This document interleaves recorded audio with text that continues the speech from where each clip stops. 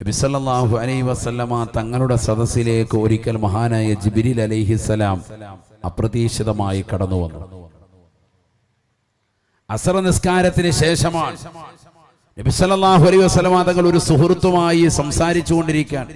ഒരു ചെറുപ്പക്കാരനായ വ്യക്തി, പുതുമാളനാണ്, പുതുമണവാളനാണ്, ചെറുപ്പക്കാരനാണ്, വിവാഹം കഴിഞ്ഞ് വളരെ കുറഞ്ഞ നാളുകളെ ആയിട്ടുള്ളൂ. ആ ചെറുപ്പക്കാരനുമായി സംസാരിച്ചുകൊണ്ടിരിക്കുക. നബിയോടൊരാളൊരു ദിനം സംസാരമാ, അസറാണ് സമയം, വഹിയും മിൻ സമാ. നബിയെ ഇയാൾക്കിനി സമയവും ഒരു സാഅത്താ, ആ സാഅത്തും കഴിഞ്ഞാൽ അയാളുടൻ മയ്യിത്താ. നബിയോടൊരാളൊരു ദിനം സംസാരമാ, അസറാണ് സമയം, വഹിയും മിൻ സമാ. ആദരവായ റസൂലുള്ളാഹി സ്വല്ലല്ലാഹു അലൈഹി വസല്ലമ തങ്ങൾ അസർ നമസ്കാരം കഴിഞ്ഞ ഒരു ചെറുപ്പക്കാരനുമായി സംവദിച്ചുകൊണ്ട് നിലകൊള്ളുമ്പോ നസലൽ അമീൻ മലക്ക് ജിബ്രീൽ അലൈഹിസ്സലാം ചിറകടിച്ചുകൊണ്ട് പ്രവാചകന്റെ തിരുചാരത്തേക്ക് കടന്നു വരുകയാണ്. അല്ലാഹുവിന്റെ റസൂലിനോട് പറയുകയാണ്, നബിയെ ഇയാൾക്കിനി സമയവും ഒരു സാഅത്താ, ആ സാഅത്തും കഴിഞ്ഞാൽ അയാളുടൻ മയ്യിത്താ. തങ്ങളോട് സംസാരിച്ചു കൊണ്ടിരിക്കുന്ന ഈ ചെറുപ്പക്കാരൻ ഒരു മണിക്കൂർ സമയം കൂടി കഴിഞ്ഞാൽ അദ്ദേഹത്തിന്റെ ആത്മാവിനെ വേർപെടുത്താൻ അസ്റായീൽ അലൈഹിസ്സലാം കടന്നു വരുമേ എന്നുള്ള യാഥാർത്ഥ്യം സത്യം നബിയെ തങ്ങൾ അറിയണേ റസൂലേ. ഒരു മണിക്കൂർ കൂടി അദ്ദേഹത്തിന് ആയുസ്സുള്ളൂ എന്ന് മഹാനായ ജിബ്രീൽ അലൈഹിസ്സലാം അല്ലാഹു നൽകിയതായ ദിവ്യബോധനമാണ്. നബി സല്ലല്ലാഹു അലൈഹി വസല്ലമ തങ്ങളോട് പറയുന്ന, നബിയെ തങ്ങൾ അദ്ദേഹത്തെ അറിയിക്കൽ നിർബന്ധമാണ്.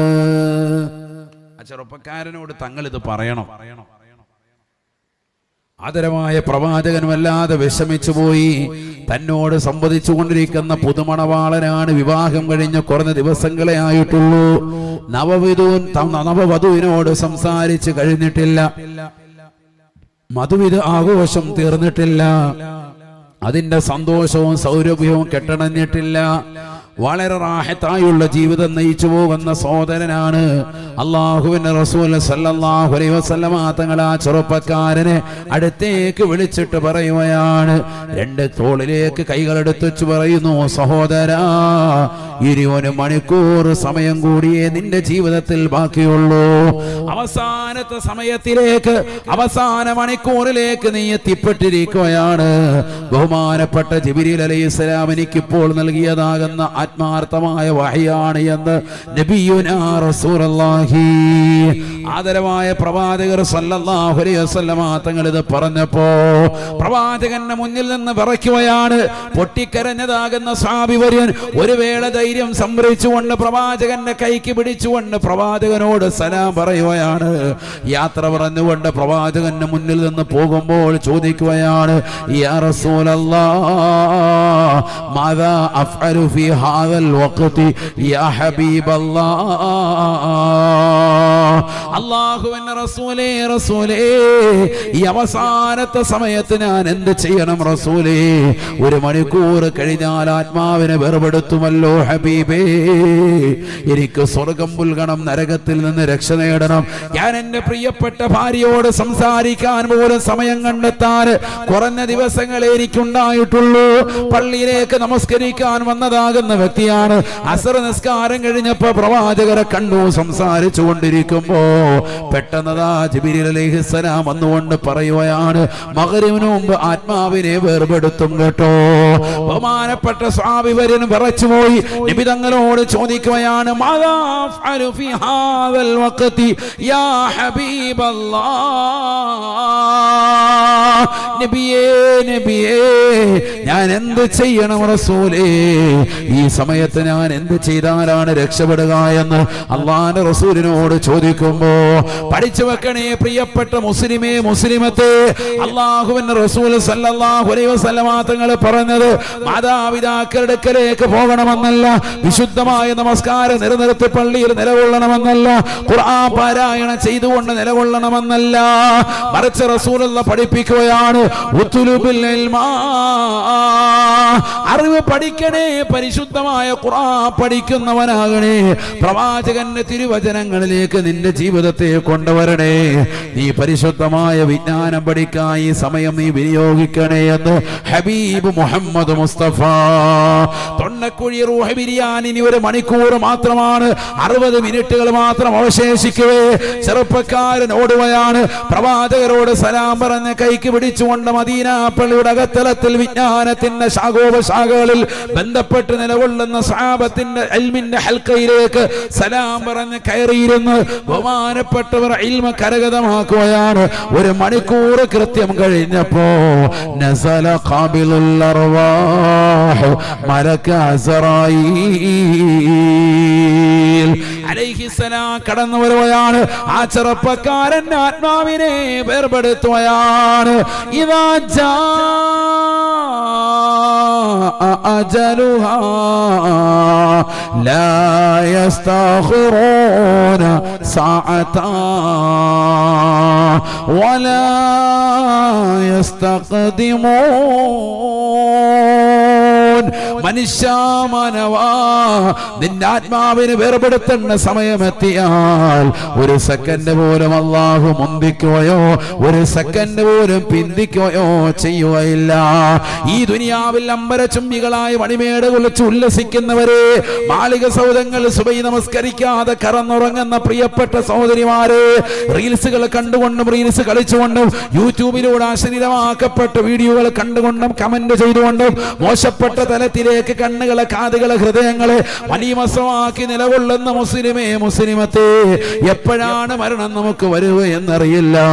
എല്ലാ സമ്പത്തും എനിക്കുള്ളതാണെന്ന് പറഞ്ഞ് പാപങ്ങളുടെ കണ്ണീരപ്പാതെ, നിരാലംബര കവലംബമാകാതെ, നിരാശർക്ക് ആശ്രയത്വം കൊടുക്കാതെ, സമ്പത്ത് മുഴുവനും എന്റെ കൈകളിൽ വേണമെന്ന് പറഞ്ഞ് എനിക്കാണ് അധികാരത്തിന്റെ പരമോന്നത പദവി വേണ്ടത് എന്ന് അഹങ്കരിച്ച് ഭൗതിക ലോകത്തെ ആഡംബരാസ്വാദനങ്ങളിൽ മുഴുകി ജീവിക്കുന്ന പ്രിയപ്പെട്ട മുസ്ലിമേ മുസ്ലിമത്തെ, എപ്പോഴാണ് മരണം വരിക എന്നറിയില്ല, ഏത് സെക്കൻഡിലാണ് വരിക എന്നറിയില്ല.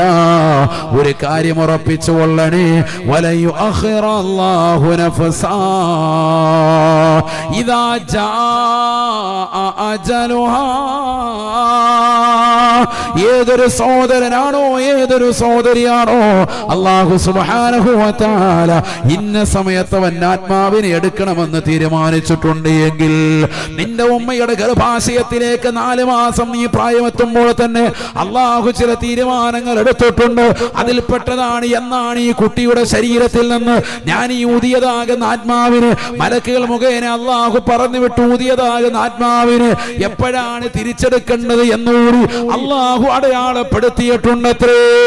മനുഷ്യ മാനവാ, നീ എത്ര വലിയ പണക്കാരനായിരുന്നാലും, എത്ര വലിയ പാവപ്പെട്ടവനായിരുന്നാലും, എത്ര വലിയ പൊക്കമുള്ളവനായിരുന്നാലും, എത്ര പൊക്കം കുറുകിയവനായിരുന്നാലും, എത്ര വെളുപ്പുള്ളവനായിരുന്നാലും, എത്രമേൽ കറുപ്പുള്ളവനായിരുന്നാലും, അവർണനായിരുന്നാലും സവർണനായിരുന്നാലും, അധികാരത്തിന്റെ പരമോന്നത പദവിയിൽ വിരാജിച്ചിരുന്നവനായിരുന്നാലും, ദരിദ്രയുടെ താരത്തട്ടിൽ നിലകൊണ്ടിരുന്നതാകുന്ന മനുഷ്യനായിരുന്നാലും, ആത്മാവിനെ വേർപെടുത്താൻ സമയമെത്തിയാൽ വലയു അഖിറല്ലാഹു നഫ്സാ, അല്ലാഹു സുബ്ഹാനഹു വ തആല പണത്തിന്റെ പളവളപ്പ് പറഞ്ഞതുകൊണ്ടോ, രാജ്യത്തിന്റെ അധികാരി ആയതുകൊണ്ടോ, സമുദായത്തിന് നേതൃത്വം എന്ന നിലയ്ക്കോ, പള്ളിയിലെ ഇമാം ആയതുകൊണ്ടോ, മുദർരിസ് ആയതുകൊണ്ടോ, വായിലായതുകൊണ്ടോ, പ്രഭാഷണം കേൾക്കുന്നവനായതുകൊണ്ടോ, ശ്രോതാക്കളായതുകൊണ്ടോ ഒരു നിലയ്ക്കും അല്ലാഹു പരിഗണനയുടേതാകുന്ന ഭാഗമില്ല. ആത്മാവിനെ വേർപെടുത്തുകയാണ്, ആത്മാവിനെ വേർപെടുത്തുകയാണ്. പരിശുദ്ധയാകുന്ന സ്വാഭിവര്യനത 1 മണിക്കൂർ സമയം ആത്മാവിനെ വേർപെടുത്തുമെന്ന് പരിശുദ്ധ പ്രവാചകൻ ജിബ്രീൽ അലൈഹിസ്സലാം മുഖേന അറിയിപ്പ് കൊടുത്തു. വിജ്ഞാനത്തിന്റെ തോട്ടം തേടിക്കൊണ്ട് പോയതാകുന്ന സഹോദരന് ആ വിജ്ഞാനത്തിന്റെ പൂന്തോട്ടത്തിനകത്തിരുന്നു കൊണ്ട് മധുനുകരുമ്പോ ബഹുമാനപ്പെട്ട അസ്റായീൽ അലൈഹിസ്സലാം കടന്നു വരുകയാണ്, ആത്മാവിനെ വേർപെടുത്തുകയാണ്. സ്വഹാബത്ത് നബി തങ്ങളുടെ ചാരത്തേക്ക് ഓടുകയാണ്. അല്ലാഹുവിന്റെ റസൂലിനോട് പറയുകയാണ്, യാ റസൂലല്ലാഹ്, നബിയേ നബിയേ, തുവഫിയ ദാലിക സഹാബിയു യാ ഹബീബല്ലാഹ്. ഏതൊരു മനുഷ്യനെ കുറിച്ചാണോ ഒരു മണിക്കൂർ മുമ്പ് തങ്ങൾ കമന്റിട്ടത്, നിങ്ങൾക്ക് ഒരു മണിക്കൂർ ആയുസുള്ളൂ എന്ന അള്ളാഹുവിന്റെ അറിയിപ്പുമായി ജിബ്രീൽ അലൈഹിസ്സലാം എന്ന് പറഞ്ഞത് വ്യക്തമായി തങ്ങൾ പറഞ്ഞു കൊടുത്തത്, അതാ സംഭവിച്ചിരിക്കുന്നു റസൂലേ. അദ്ദേഹം ഇത് ആത്മാവിനെ വേർപെടുത്തിയിരിക്കുകയാണ്, അദ്ദേഹത്തിന്റെ ആത്മാവ് വേർപെട്ടിരിക്കുകയാണ്. അല്ലാഹുവിന്റെ റസൂൽ സ്വഹാബത്തിനോട് പറയുകയാണ്, വിഷമിക്കണ്ട സഹാബ, ദുഃഖിക്കണ്ട സഹാബ, വിരഹത്തിലേക്ക് പോകണ്ട സഹാബ, ഇന്നഹു മിൻ അഹ്ലിൽ ജന്ന. അവസാന ശ്വാസം ഇൽമിന്റെ വഴിത്താരയിലേക്ക് ചെലവഴിച്ചതുകൊണ്ട് തന്നെ അദ്ദേഹം സ്വർഗത്തിലാണ് എന്ന് ഹബീബ് മുഹമ്മദ് മുസ്തഫ. ആത്മീയമാകുന്ന വഴിയിലേക്കാണ് അദ്ദേഹം അവസാന ശ്വാസം കൊണ്ടെത്തിച്ചത്. അതുകൊണ്ട് അദ്ദേഹം എവിടെയാണ്? സ്വർഗമാണ്. നബിയുനാ റസൂലുള്ളാഹി. നിങ്ങൾ ഇൽമിന്റെ മജ്ലിസിൽ ഇരിക്കുന്നത് 1 മണിക്കൂർ 1.5 മണിക്കൂറൊക്കെ ഇരിക്കുന്നത്, 2 മണിക്കൂർ ഇരിക്കുന്നത് നിസ്സാരമല്ല. ഞാൻ ഈ പറഞ്ഞതിന്റെ അർത്ഥം, ഈ സദസ്സിൽ വെച്ച് മരിച്ചാലും എങ്ങോട്ട് പോകും? സ്വർഗം. അള്ളാഹു തൗഫീഖ് നൽകട്ടെ. ആണ് ഇൽമിന്റെ മജ്ലിസ്, ഇൽമിന്റെ പ്രാധാന്യമാണ് ഈ പറയുന്നത്. മക്കൾക്ക് ആത്മീയത കൊടുക്കണം. നമ്മുടെ മക്കൾ എത്ര പേര് എവിടെയുണ്ട്? ഈ സദസ്സിലുണ്ട്. അങ്ങോട്ടും ഇങ്ങോട്ടും ഇടത്തോട്ടും വലത്തോട്ടും തിരിഞ്ഞു നോക്ക്. നമ്മുടെ മക്കൾ എവിടെ? നമ്മുടെ ആൺകുട്ടികൾ എവിടെ? നമ്മുടെ പെൺകുട്ടികൾ ഭാര്യയോടൊപ്പം വന്നിട്ടുണ്ടോ? ഉമ്മയോടൊപ്പം വന്നിട്ടുണ്ടോ? ചിന്തിക്ക്. എനിക്കത് പഠിക്കാനുണ്ട്, ഇതുണ്ട്, ഹോംവർക്ക് ഉണ്ടെന്ന് പറഞ്ഞിട്ട് കളവ് പറഞ്ഞ് വീട്ടിനുള്ളിലിരുന്ന് കാമുകനും കാമുകിയുമായിട്ട് പരസ്യമായി ചാറ്റിംഗ് ചെയ്തിട്ട് സ്വന്തം ശരീരത്തെ മറ്റുള്ളവർക്ക് വേണ്ടി പണയം വെക്കുന്ന സമുദായമായി ഈ സമുദായത്തിന്റെ മക്കൾ മാറിയില്ലേ? അപ്പയും ഉമ്മയും വാല് കേൾക്കാൻ പോകുന്ന സമയത്ത് മറ്റുള്ളവരുമായിട്ട് ചാറ്റിങ്ങിലാണ്. അല്ലാഹു നമ്മുടെ മക്കളെ കാത്ത് സംരക്ഷിക്കട്ടെ. പാപ്പ മകനെ ചേർത്ത് പിടിക്കണം, പള്ളിയിലേക്ക് കൊണ്ടുപോകണം, ദീനിന്റെ മജ്ലിസിലേക്ക് കൊണ്ടുപോകണം. ദീനിന്റെ ശിആറുകൾ നടക്കുന്ന ഏതെല്ലാം സ്ഥലങ്ങളുണ്ടോ അവിടെയൊക്കെ മക്കളെ കൊണ്ടുവന്ന് കാണിക്കണം, പരിചയപ്പെടുത്തണം. അല്ലാഹു തൗഫീഖ് നൽകട്ടെ. മക്കൾ SSLCയും +2 ഒക്കെ ജയിക്കുമ്പോൾ അവർക്ക് കൊടുക്കുന്ന ഓഫർ വലിയ വലിയ ആളുകൾ വലിയ കാറും ബൈക്കും വാങ്ങിച്ചു കൊടുക്കാൻ. സഹോദര, നിന്റെ പ്രിയപ്പെട്ട മകനെ മകളെ പരിശുദ്ധമായ മക്ക പരിചയപ്പെടുത്തിൻ, കഅബത്തുള്ള കാണിക്കിൻ, പരിശുദ്ധമാക്കപ്പെട്ട മദീന പരിചയപ്പെടുത്തിൻ, പുന്നാര ഹബീബായ നബി തങ്ങളെ കൊണ്ടുപോയി സിയാറത്ത് ചെയ്യൻ. മക്കളെ സാലിഹാകട്ടെ. 1 ലക്ഷം രൂപയുടെ താഴെയല്ലേ ഉള്ളൂ. നീ ഇവിടെ 10 ലക്ഷം രൂപയുടെ ബൈക്ക് വാങ്ങിച്ചു കൊടുക്കുന്നു, 10-15 ലക്ഷം രൂപയുടെ കാറ് വാങ്ങിയിട്ട് 18 വയസ്സുള്ളതാകുന്ന ആൺകുട്ടികളുടെ കൈവെള്ളയിലേക്ക്, പെൺകുട്ടികളുടെ കൈവെള്ളയിലേക്ക് വാപ്പ സ്റ്റിയറിംഗ് വെച്ച് കൊടുക്കുന്നു. എന്തിനാണിതൊക്കെ? അപകടങ്ങൾ പെരുകുകയാണ്. കുട്ടികൾക്ക് വാഹനം കൊടുക്കണ്ട എന്നല്ല, പക്ഷെ കുട്ടികൾ ഇതൊക്കെ ഒരു ക്രൈസിന്റെ പുറത്ത് ആ ഒരു കാലഘട്ടത്തിൽ വല്ലാത്ത സ്പീഡിൽ ഓടിച്ച അപകടങ്ങൾ പെരുകാൻ. വാപ്പാടെ ഉമ്മാടെ പ്രതീക്ഷയ്ക്കൊത്തു ഉയരാൻ ഇന്നത്തെ തലമുറ പലരും തയ്യാറാകുന്നില്ല. അള്ളാഹു നമ്മളെ കാക്കുമാറാവട്ടെ. ഈ അടുത്ത അഭിമാനം തോന്നിപ്പോയി. ഒരു വലിയതാകുന്ന ഒരു വീഡിയോ വൈറലായിരുന്നു സോഷ്യൽ മീഡിയയിലൊക്കെ. മകളോടൊപ്പം നീറ്റ് പരീക്ഷ എഴുതുന്നു ഒരു ഉസ്താദ് അവർക്ക്, അല്ലെ? ഒരു വാപ്പയും മകളും ഒരുമിച്ച് നീറ്റിന്റെ എക്സാം എഴുതുന്ന വീഡിയോ എല്ലാവരും കണ്ടിട്ടുണ്ടാവും. അല്ലാഹു ബർക്കത്ത് ചെയ്യട്ടെ. നല്ലൊരു തലമുറയല്ലേ? അങ്ങനെ വരണം. നമ്മുടെ തലമുറകളൊക്കെ അങ്ങനെ വരണം. 45-47 വയസ്സുള്ള പിതാവ് മുമ്പ് BA കഴിഞ്ഞിട്ട് വെറുതെ നിൽക്കുകയാണ്, മാല്യമായി നിലകൊണ്ട വ്യക്തിയാണ്. അദ്ദേഹം ഇപ്പൊ വീണ്ടും വിജ്ഞാനം പഠിച്ചിട്ട് എക്സാമിന് വേണ്ടി തയ്യാറായി. സ്വന്തം മകള് നീറ്റിന്റെ എക്സാം എഴുതുമ്പോൾ കൂടെ മകളോടൊപ്പം ചേർന്ന് നിന്നുകൊണ്ട് എഴുതി. സോഷ്യൽ മീഡിയയിലൊക്കെ വല്ലാതെ വൈറലായിരുന്നു. വിജ്ഞാനത്തിനൊരു പ്രായം തടസ്സമല്ല. അത് പറയാൻ വേണ്ടിയാണ് അത് ഓർമ്മപ്പെടുത്തി. നമ്മൾ പറയും എനിക്കിപ്പോ 35 വയസ്സായി, 40ആയി, അല്ലെ 45, 50ആയി, ഇനിയിപ്പോ ഞാൻ ഒന്നും പഠിക്കും. അങ്ങനെയല്ല. എപ്പോഴും നമുക്കെന്ത് വേണം? പഠനം വേണം. അള്ളാഹു തൗഫീഖ് തരട്ടെ. വായന മതി, നല്ല വായന മതി, നല്ല പുസ്തകങ്ങൾ വായിക്കണം. നമ്മളെല്ലാ ദിവസവും സുപ്രഭാതം ചന്ദ്രിക ഫുള്ള് ഹിഫ്ള് ചെയ്യാൻ രാവിലെ എഴുന്നേറ്റിട്ട് ഫുള്ള് മനപ്പാടമാക്കും. വായന വേണം. അതിന്റെ എഡിറ്റോറിയൽ പേജ് വായിക്കണം, ആനുകാലിക വിഷയങ്ങൾ അറിയണം. ഒരു ദിവസം പോലും ഒരു പത്രം പോലും ഒഴിവാക്കാൻ പാടില്ല. എല്ലാ വാർത്തകളും അറിയണം. പഴയ കാലത്ത് ഉമ്മമാര് ഇപ്പോഴും വായിക്കാൻ അറിയില്ലെങ്കിൽ അടുത്തിരിക്കുന്നവരോട് വായിച്ചു തരാൻ പറയും. അങ്ങനെയെങ്കിലും ഒരു വിജ്ഞാനം കരഗതമാക്കും. നമ്മളിതെല്ലാം അറിയാമെങ്കിൽ പോലും പുതിയ തലമുറ വായിക്കുന്നില്ല. എപ്പോഴും Facebook, WhatsApp, Instagram, YouTube, Twitter ഇങ്ങനെ നടക്കുകയാണ് നമ്മുടെ തലമുറ. സോഷ്യൽ മീഡിയ കടന്ന് വരികയാണ്. ന്യൂസൊക്കെ കിട്ടുമല്ലോ എന്നാ പറയുന്നത്. എല്ലാ ന്യൂസും കിട്ടുമൊന്നുമില്ല. മൊബൈലിനകത്തൊന്നും എല്ലാ ന്യൂസും അങ്ങനെ എത്തിപ്പെടുമൊന്നുമില്ല. ന്യൂസ് കറക്റ്റ് വായിക്കുന്നതും കേൾക്കുന്നതും രണ്ടും രണ്ടാണ്. വായനാശീലത്തിലൂടെ വിജ്ഞാനം ഒന്നുകൂടി ഉറയ്ക്കും, സംസാരത്തിന്റെ വൈഭവം നന്നാവും. വായനാശീലം കൊണ്ട് അള്ളാഹു തൗഫീഖ് നൽകട്ടെ. പുതിയ തലമുറയെ നന്നാക്കിയെടുക്കാൻ വായന ഉപകരിക്കും. 3 കാര്യങ്ങൾ പാശ്ചാത്യരെ കണ്ട് നമ്മൾ പഠിക്കണം. നമ്മളും പഠിക്കണം, നമ്മുടെ തലമുറയും പഠിക്കണം. ബാക്കിയുള്ളതിലൊക്കെ പാശ്ചാത്യരെ ഒഴിവാക്കണം. 3 കാര്യങ്ങൾ അവരിൽ നിന്ന് പഠിച്ചെടുക്കണം. 1, അവർ നല്ല യാത്ര പോകും. സമ്പത്ത് വെറുതെ ഇങ്ങനെ അട്ടിക്ക് വെച്ചേക്കല്ല. നമ്മൾ സമ്പത്ത് കൊണ്ട് നിലമാരിക്കകത്ത് വെച്ച് അതിൻ്റെ താക്കോല് കഴുത്തിയിട്ടുണ്ടോ അതിന് വന്നിരിക്കുകയാണ്. 5 പൈസ ആർക്കും കൊടുക്കത്തുമില്ല. അള്ളാഹു നമ്മളെ സാലിഹ്യങ്ങൾ ചേർക്കട്ടെ. ആമീൻ പറയും. അള്ളാഹു നമ്മളെ സാലിഹ്യങ്ങൾ ചേർക്കട്ടെ.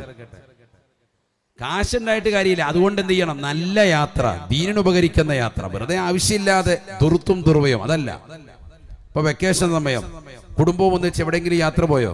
എങ്ങും പോയില്ല. ചൂടല്ലേ ഉസ്താദെ? 2 AC 2 റൂം ഫിറ്റ് ചെയ്ത് 24-ൽ ഇട്ടിട്ട് നല്ല റാഹത്തായിട്ട് കയറി ഹാജരതിനകത്തിരുന്ന് ബില്ല് വന്നപ്പോൾ തല ഇറങ്ങി. ഉടനെ ഫേസ്ബുക്കിൽ ലൈവ് ചെയ്യാൻ തുടങ്ങി. 12,000 രൂപ ലൈവ് ബില്ല്. അള്ളാഹു നമ്മളെ സാലിഹ്യങ്ങൾ ചേർക്കട്ടെ. അല്ലേ? ഇപ്രാവശ്യത്തെ ബില്ല് അങ്ങനെയല്ലേ? അതെ. അടുത്ത പ്രാവശ്യത്തെ എങ്ങനെയായിരിക്കും? ഈ വെക്കേഷൻ ആയതുകൊണ്ട് എല്ലാവരും വീട്ടിലുണ്ടല്ലോ. എല്ലാവരും AC ഫിറ്റ് ചെയ്ത് നല്ല ആർമാദിക്കാണ്, നല്ല റാഹത്തായിട്ട് അവിടെ തന്നെ ഇരിക്കുക. ഇടയ്ക്കൊന്നും ഫാമിലിയെ ഒന്ന് കൊണ്ടുപോയിട്ട് അവരുടെ മനസ്സിലും ഉണ്ടല്ലോ താല്പര്യം. എന്തുകൊണ്ടാണ് ഈ കുടുംബ ബന്ധങ്ങളൊന്നും ഇപ്പോഴൊക്കെ നൈമിഷ്യമായി പോകുന്നത്? കുറഞ്ഞ കാലത്തേക്കേ ഉള്ളൂ. ഭയങ്കര റാഹത്തായിട്ടാണ് കല്യാണമൊക്കെ നടത്തുക. പൊടി പൊടിച്ച കല്യാണം അല്ലേ? എത്ര ദൂർത്തും ദുർവയാണ്. അള്ളാഹു നമ്മളെ കാത്തു സംരക്ഷിക്കട്ടെ. ഭയങ്കര ദൂർത്തല്ലേ കല്യാണത്തിന്റെ വിഷയത്തിൽ നടക്കുന്നത്. അള്ളാഹു ഞങ്ങളെ നീ കാത്തു സംരക്ഷിക്കണേ അല്ലാ, നീ കാക്കണേ അല്ലാ.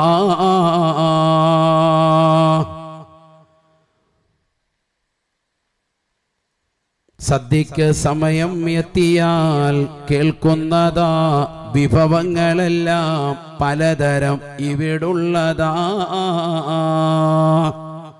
സദ്യക്ക് സമയം എത്തിയാൽ കേൾക്കുന്നതാ വിഭവങ്ങളെല്ലാം പലതരം ഇവിടുള്ളതാ.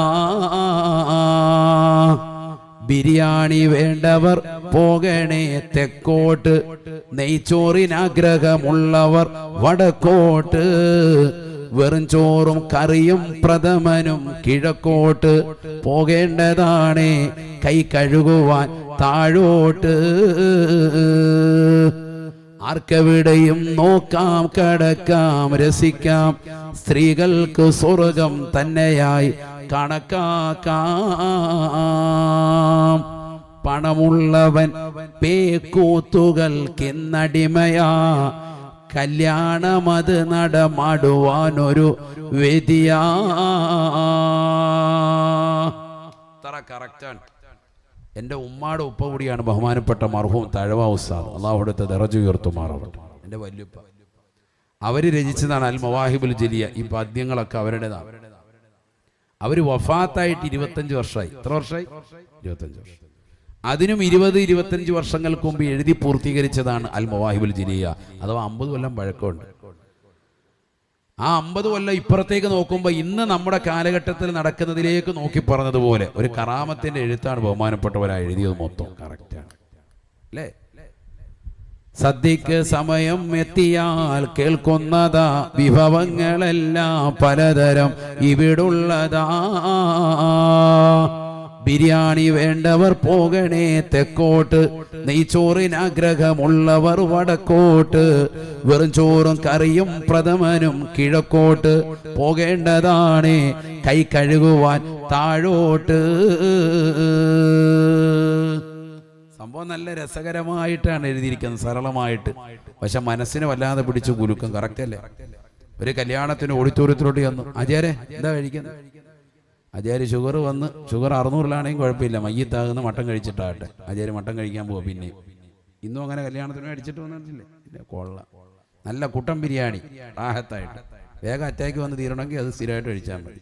അള്ളാഹു നമ്മളെ സാലിഹ്യങ്ങൾ ചേർക്കട്ടെ. എല്ലാവരും നല്ല റാഹത്തായിട്ട് കഴിച്ചിട്ട് മതി. അതായിരുന്നു ഉറങ്ങുന്നത്. നമ്മൾ കഴിച്ചു കഴിഞ്ഞാൽ പിന്നെ എല്ലാവർക്കും ഉറക്കമാണ് വേഗം. എല്ലാവരും ഒരു ക്ഷീണമുണ്ട്, മഴയൊക്കെ പെയ്യുന്നുള്ളതുകൊണ്ട് കുറച്ചുപേരൊക്കെ ആബ്സെൻ്റാണ്. അള്ളാഹു നമ്മളെ സാലിഹ്യങ്ങൾ ചേർക്കട്ടെ. ഭക്ഷണം പറഞ്ഞപ്പോൾ എന്താ ഉഷാർ, എല്ലാവരുടെയും മുഖത്ത് പുഞ്ചിരി വന്ന്. അള്ളാഹു ബർക്കത്ത് ചെയ്യട്ടെ. നമ്മളെല്ലാം അള്ളാഹു കബൂലാക്കട്ടെ. നല്ല ഭക്ഷണം നൽകുന്നവരും ഭക്ഷണപ്രിയരും ആലിമീങ്ങളെ മുത്തലിമീങ്ങളെ നല്ലതുപോലെ സൽക്കരിക്കുകയും ഒക്കെ ചെയ്യുന്നതാകുന്ന ആളുകളാണ് മലപ്പുറം ജില്ല. മറ്റു ജില്ലകളെക്കാളേറെ അള്ളാഹു ബർക്കത്ത് ചെയ്യുമാറാവട്ടെ. സൽക്കാരപ്രിയരാണ് എന്നല്ല, ലക്ഷക്കണക്കിന് ആലിമീങ്ങളെ വാർത്തെടുത്ത ഒരു നാടാണ് മലപ്പുറം ജില്ല. മറ്റൊരു ജില്ലയും ഇത്രമേൽ ആളുകളെ വാർത്തെടുത്തിട്ടുണ്ടാവൂല. ഒരുപാട് ആലിമീങ്ങൾക്ക് അള്ളാഹു കബൂലിയത്ത് നൽകി അനുഗ്രഹിക്കട്ടെ. അള്ളാഹു കബൂലിയത്ത് നൽകട്ടെ. അതൊക്കെ നമ്മുടെ അതേ നേരത്തെ പറഞ്ഞത്, നമ്മുടെ പൂർവ്വസൂരികളാകുന്ന ഉമ്മമാര്, നമ്മുടെ ഉപ്പമാര് നമുക്ക് കൈമാറി തന്നത് ആ ഒരു ദീനാണ്. ഇപ്പൊ ഈ സദസ്സിൽ നോക്ക്, വെള്ള വസ്ത്രം ധരിച്ച ശുഭവസ്ത്രധാരികളാകുന്ന ആളുകൾ ധാരാളമുണ്ട്. എന്താ കാരണം? അവർക്ക് കിട്ടിയ ആത്മീയതയാണ്. വെള്ള വസ്ത്രത്തിന് വലിയ സ്ഥാനമാണ്. അഹബ്ബു സിയാബ് ഇലല്ലാഹി അൽ ബയാൽ, അള്ളാഹുവിന് ഏറ്റവും ഇഷ്ടപ്പെട്ട വസ്ത്രം വെള്ളയാണെന്ന് സയ്യിദുനാ റസൂലുള്ളാഹി. അള്ളാഹുവിനും റസൂലിനും ഇഷ്ടപ്പെട്ട ആ വസ്ത്രമാണ് ഇന്ന് ഈ സദസ്സിൽ ഏറ്റവും കൂടുതൽ ആളുകൾ ധരിച്ചിരിക്കുന്നത്. അൽഹംദുലില്ലാ. ഇതൊരു മറ്റൊരു ജില്ലയിൽ നോക്കിയാൽ ഇത്രമേൽ കാണാൻ പറ്റൂല, ഇത്രമേൽ കാണപ്പെടുകയില്ല. അള്ളാഹു ബർക്കത്ത് ചെയ്യുമാറാവട്ടെ. പക്ഷേ ഈ ഒരു വസ്ത്രം നമ്മുടെ പുതിയ തലമുറയ്ക്ക് നമ്മൾ വാങ്ങിക്കൊടുക്കുന്നുണ്ടോ? അതുകൂടി ചിന്തിക്കണം. നമ്മൾ നമ്മുടെ മക്കളെ കൂടി ഈ വസ്ത്രം പരിചയപ്പെടുത്തണ്ടേ? അവൻ ആ കറുത്ത വസ്ത്രം ഇട്ടാണ് കല്യാണത്തിന് വരെ പോകുന്നത്. കാരണം എന്താ? കൂട്ടുകാരെല്ലാം കറുപ്പിടുമെന്ന് പറഞ്ഞായിരുന്നു. അപ്പൊ അവനും അതേപോലെ ഡ്രസ് കോഡാണ്. എത്രയാണ് ദൂരത്ത് കല്യാണത്തിന്റെ പേരിൽ ആർഭാടകരമാകുന്ന കല്യാണം, 3-4 ദിവസം നീണ്ടു നിൽക്കുന്ന കല്യാണം, സുഭിക്ഷമാകുന്ന ഭക്ഷണം കൊണ്ട് വിളയാടുന്ന കല്യാണം, ഒക്കെ ബൊഫേ സംസ്കാരത്തിലേക്ക് പോയി. നിന്നുകൊണ്ട് തിന്നുകയും കുടിക്കുകയും ചെയ്യുന്ന തലമുറ. ഒന്നിരുന്ന് കഴിക്കാൻ പറയുന്നവനെ വെറുക്കുന്ന കാലഘട്ടം.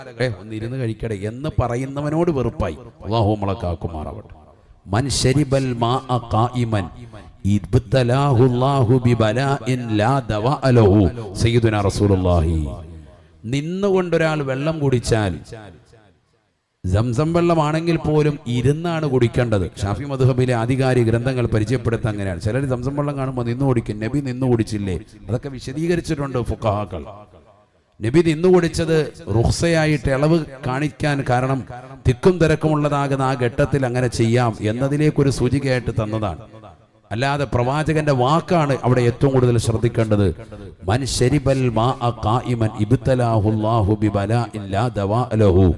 നിന്നുകൊണ്ട് വെള്ളം പാനം ചെയ്താൽ അവന് മരുന്നില്ലാത്ത രോഗം കൊണ്ട് പരീക്ഷിക്കും അല്ലാഹുവെന്ന് സയ്യിദുനാ റസൂലുള്ളാഹി. ഹദീസാണ്. അതല്ല ഇന്ന് നടന്നുകൊണ്ടിരിക്കുന്നത്. 18 ലക്ഷം രൂപ, 18 കോടി രൂപയുടെയൊക്കെ ഇഞ്ചക്ഷൻ എടുത്തിട്ട് നമ്മുടെ മക്കൾക്ക് രോഗം ശമനം വരുന്നില്ല. ചെറിയ കുട്ടികൾക്ക് മാരകമായ രോഗം വരികയാണ്. ഒരു ഇഞ്ചക്ഷന്റെ വിലയാണ് പറയുന്നത്. എത്രയാണ്? 18 കോടി രൂപ. നമ്മുടെ നാട്ടിൽ കണ്ടില്ലേ? അതിനുവേണ്ടിയൊക്കെ ആളുകൾ പിരിവ് നടത്തിയില്ലേ? എന്നിട്ടും കുട്ടികൾ മരണപ്പെട്ടു പോയില്ലേ? ചിന്തിക്ക്. ഈ സമുദായം എന്തുകൊണ്ട് ചിന്തിക്കുന്നില്ല? എന്തുകൊണ്ട് ഉണരുന്നില്ല?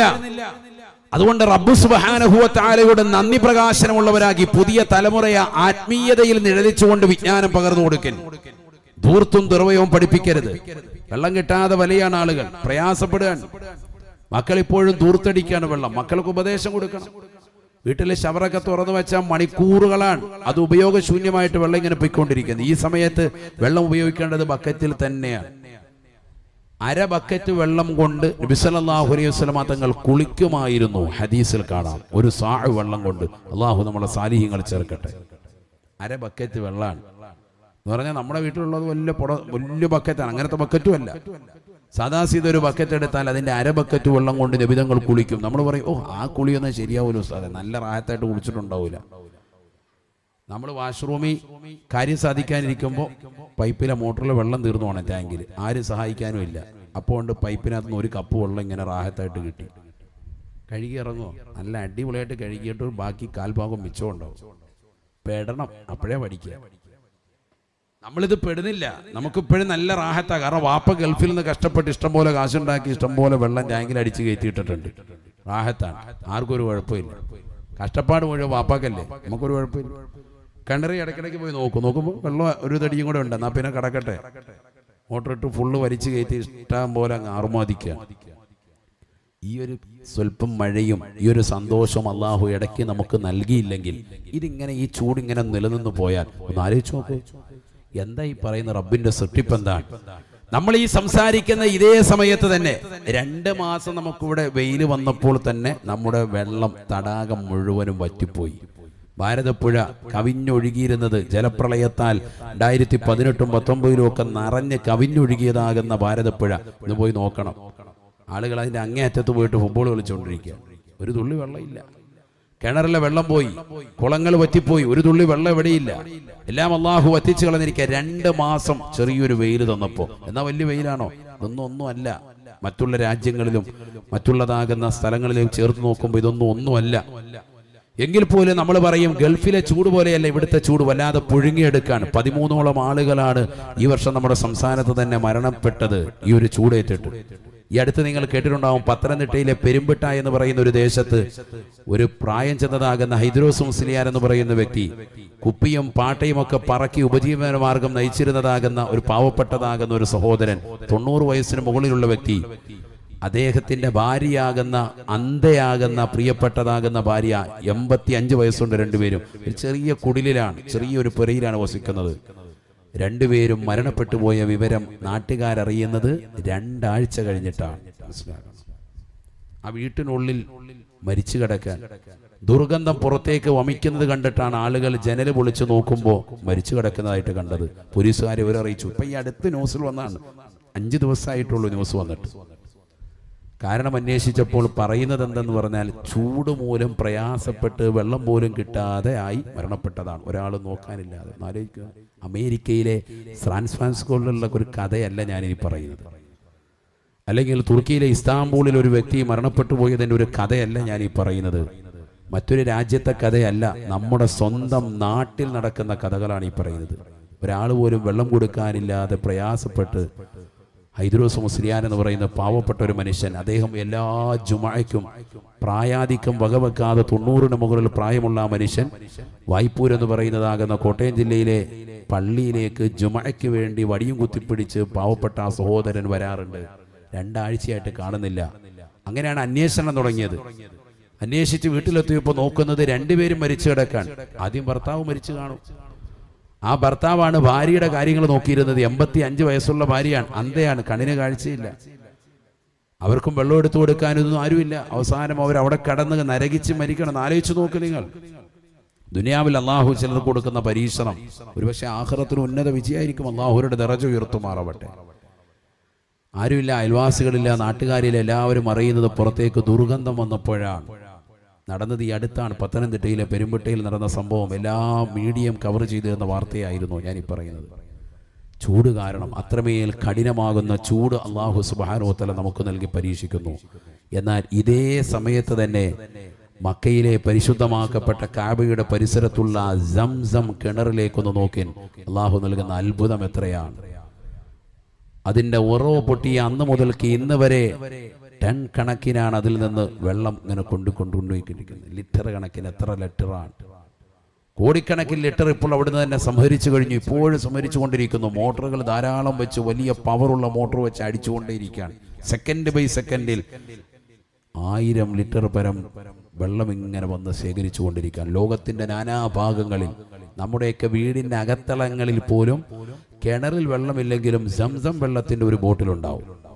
നമ്മുടെയൊക്കെ ഓരോരുത്തരുടെയും വീട്ടിൽ ഇങ്ങനെ ലോകത്തുള്ള മുഴുവൻ മുസൽമാന്റെയും വീട്ടിൽ വെള്ളം എത്തിച്ചിട്ട് പോലും ഇന്നും അവിടെ ഒരു തരി പോലും, ഒരല്പം പോലും വെള്ളം കുറഞ്ഞിട്ടില്ല. ഒരാൾക്ക് ഇസ്ലാം സ്വീകരിക്കാൻ ഇതിനേക്കാൾ വലിയ പാഠം എന്താണ് സഹോദരങ്ങളെ? പഠിക്കുകയാണെങ്കിൽ എല്ലാവരും മസിൽ പിടിച്ചിട്ടിരിക്കല്ലേ. പഠിക്കുകയാണെങ്കിൽ ഒരാൾക്ക് ഇസ്ലാം മതം സ്വീകരിക്കാൻ ആർക്കാണ് ഇവിടെ തടസ്സം? ആർക്കാണ്? അതുകൊണ്ടല്ലേ മാധവിക്കുട്ടി അമ്മയൊക്കെ കമലാസുരയ്യ എന്ന പേര് സ്വീകരിച്ചുകൊണ്ട് അറിവിന്റെ ആഴിയിൽ സഞ്ചരിച്ചവരൊക്കെ, വായനാശീലമുള്ളവർ, അവർ വായിച്ച് മനസ്സിലാക്കിയപ്പോൾ പരിശുദ്ധ ഇസ്ലാം ശരിയാണെന്ന് മനസ്സിലായി.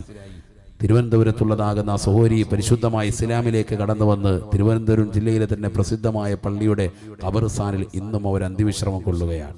മാധവിക്കുട്ടി അമ്മ എല്ലാവർക്കും അറിയാം, ഒരുപാട് പുസ്തകങ്ങൾ രചിച്ചവരാണ്, വായനാശീലം കൊണ്ട് എത്തിപ്പെട്ടതാണ്. അപ്പൊ നല്ല പുസ്തകങ്ങൾ വായിക്കണം, നല്ല യാത്ര പോകണം. ഒന്ന്. രണ്ടാമതായി നല്ല പുസ്തകങ്ങൾ വായിക്കണം. പാശ്ചാത്യരുടെ ശൈലിയാണ് ഈ പറയുന്നത്. അവർക്ക് 3 നല്ല ശൈലികളുണ്ട്. ഒന്ന്, നല്ല യാത്ര പോകും, കുടുംബവും ഒന്നിച്ച് നല്ല യാത്ര പോകും. വെക്കേഷൻ സമയമാണ്, ഒരുപാട് ദിവസം വേണ്ട, 1-2 ദിവസം. ഒന്നില്ലെങ്കിൽ നമ്മുടെ ഒരു ഫാമിലി ടൂർ തന്നെ, നമ്മുടെ കുടുംബങ്ങളിൽ തന്നെ ഒരു സന്ദർശനം. പ്രായാധിക്യം ചെന്ന ആളുകളുണ്ട്, നമ്മുടെ ബന്ധുക്കളുണ്ട്, അത് അകന്ന ബന്ധുവാകട്ടെ അടുത്ത ബന്ധുവാകട്ടെ, രക്തബന്ധുക്കളേക്ക് ഒന്ന് സന്ദർശനം നടത്തുക. കുറച്ച് സാധനങ്ങളൊക്കെ വാങ്ങിച്ച് അവർക്ക് വേണ്ടി സന്തോഷം കൊടുക്കുക. റമളാനിൽ പോലും പലയിടത്തും എത്തിപ്പെടാൻ പറ്റാത്ത കുടുംബങ്ങളുണ്ട്, അവരെയൊക്കെ ഒന്ന് സന്തോഷം നടത്തുക. അപ്പോൾ ബന്ധങ്ങൾ ഊഷ്മളമാകും. മാത്രമല്ല, കുടുംബം സന്ദർശിച്ചാൽ മറ്റൊരു ഗുണം കൂടിയുണ്ട്. എന്താ അത്? നബിയുനാ റസൂലുള്ളാഹി സ്വല്ലല്ലാഹു അലൈഹി വസല്ലം തങ്ങൾ പറയുകയാണ്, മൻ ഹബ്ബ അൻ യുബ്സത ലഹു ഫീ റിസ്ഖിഹി വയുൻസഅ ലഹു ഫീ അഫരിഹി. ആരാണ് കുടുംബബന്ധം ചേർക്കാൻ ഉദ്ദേശിക്കുന്നത്? കുടുംബബന്ധം ചേർക്കാൻ ലക്ഷ്യം വെക്കുന്ന മുസ്ലിമേ, നിനക്ക് ദീർഘായുസ് കൂടുകയാണ്. ആയുസ്സിൽ അല്ലാഹു വർധനവ് നൽകുകയാണ്. തീർന്നില്ല. മൻ അഹബ്ബ അൻ യുബ്സത ലഹു ഫീ റിസ്ഖിഹി, അവനല്ലാഹു നൽകിയിട്ടുള്ള വീട്, അവനല്ലാഹു നൽകിയിട്ടുള്ള വാഹനം, അവനല്ലാഹു നൽകിയിട്ടുള്ളതായ സമ്പാദ്യം, എല്ലാത്തിലും ബറക്കത്തുണ്ടാവുകയാ, വർധനവുണ്ടാകുമത്രേ. അതിലൊക്കെ വിശാലത ഉണ്ടാവും. ഒരു കാറുള്ളവന് 2 കാർ എടുക്കാൻ പറ്റും. ഇതൊക്കെ ഞാൻ വെറുതെ പറയല്ല, ഹദീസാണ്. അതാണ് ഇംബിസാത്ത് ബിസാത്ത് എന്ന് പറഞ്ഞതാ. മൻ അഹബ്ബ അൻ യുബ്സത ലഹു ഫീ റിസ്ഖിഹി. റിസ്ഖ് എന്ന് പറഞ്ഞാൽ ഭക്ഷണം മാത്രമല്ല, വീട്, വാഹനം, സന്താനങ്ങൾ ഒക്കെ ഉൾപ്പെട്ടു, വിഭവങ്ങളാണ്. ഇതെല്ലാം അധികരിക്കാൻ ആരെങ്കിലും ഇഷ്ടപ്പെടുന്നുണ്ടോ? വയുൻസലഹു ഫി അസരിഹി, ആരെങ്കിലും അവന്റെ ജീവിതത്തിൽ ദീർഘായുസിന് വേണ്ടി കുതിക്കുന്നുണ്ടോ? ഫൽയസിൽ റഹിമഹു, കുടുംബബന്ധം ചേർത്തുകൊള്ളട്ടെ എന്ന് സയ്യിദുനാ റസൂലുള്ളാഹി.